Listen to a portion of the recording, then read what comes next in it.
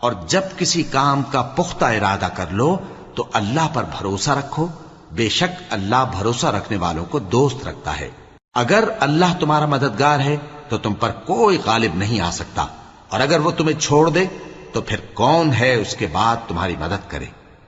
اور مومنوں کو تو چاہیے کہ اللہ ہی پر بھروسہ رکھیں، اور کبھی نہیں ہو سکتا کہ کوئی پیغمبر خیانت کرے،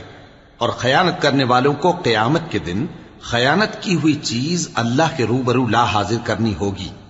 پھر ہر شخص کو اس کے اعمال کا پورا پورا بدلہ دیا جائے گا، اور ان کے ساتھ بے انصافی نہیں کی جائے گی۔ بھلا جو شخص اللہ کی خوشنودی کا تابع ہو وہ اس شخص کی طرح ہو سکتا ہے جو اللہ کی ناخوشی میں گرفتار ہو،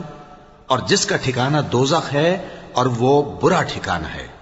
سب لوگوں کے اللہ کے ہاں مختلف درجے ہیں، اور اللہ ان کے سب اعمال دیکھ رہا ہے۔